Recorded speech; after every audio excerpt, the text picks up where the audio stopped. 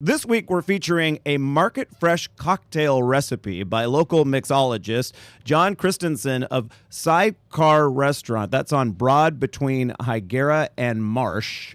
And if you haven't been there yet, we highly recommend that you go. His cocktail creation is called the Central Coast Sour, and the recipe is available if you'd like to follow along under our recipe section at eatdrinkexplore.com. Josh, welcome to the program. Thanks, Randall. Yeah, great to have you here. And this is one of those cases where we had a guest on the show, and then that helped introduce us to Josh. It was the hard cider guest that we had on, and you have it on. You have that local hard cider on tap, Bristol. Absolutely. So delicious. So after the show, we hightailed it down there to get a pint, and Josh was serving it up for us, and we got talking, and I said, Sidecar is all about fresh and local. We should have you on the show.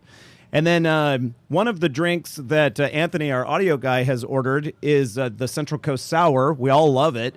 And so we thought, let's feature that. And so what goes into this, and how did you come up with it?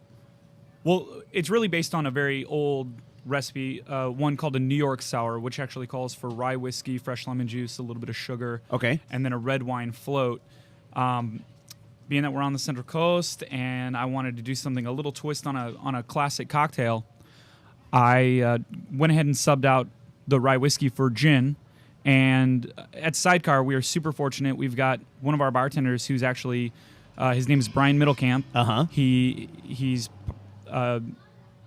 part of the family that runs Rocking MC Ranch, which is the Middlecamp Ranch, and they provide all of our fresh citrus. That's out by like the Rigetti Farm and exactly such, right. Edna Valley, right? Exactly right. Out there in beautiful Edna. It couldn't be more beautiful. I've done stories out that way, and I always think, this is paradise. No, every opportunity I get, I drive out there and just daydream about living on a farm out there one day. Right. But Brian actually, it's amazing at Sidecar, we have the opportunity to get our citrus delivered by one of our own bartenders that he picks morning of.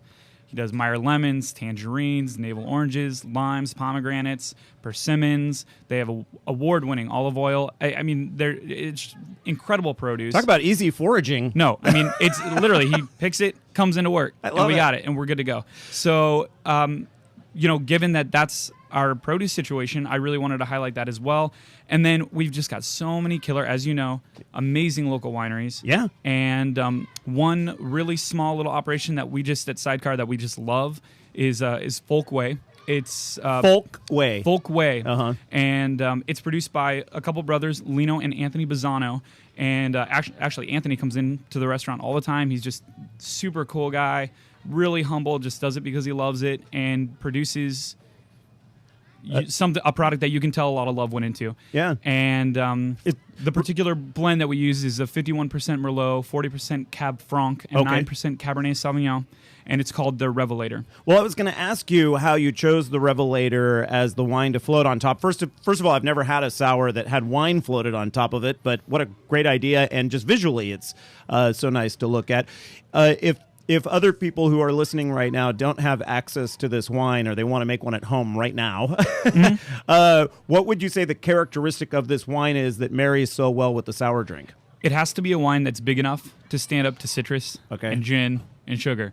A really delicate Pinot is a lot of the affect is gonna be lost. Because it's just going to get railroaded by the other ingredients. Yeah. Whereas the Folkway just stands up so beautifully. It has a strong enough characteristic and kind of backbone of its own that it really just lends itself perfectly to the cocktail.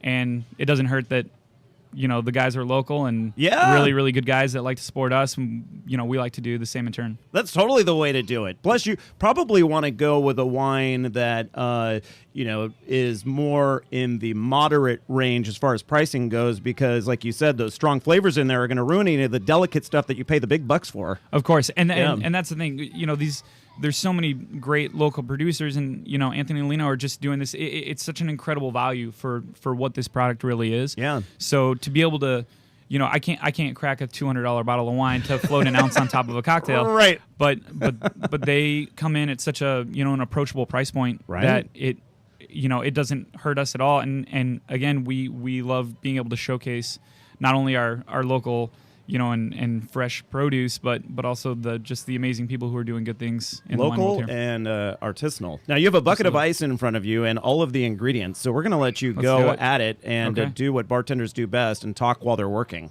Okay, that's right.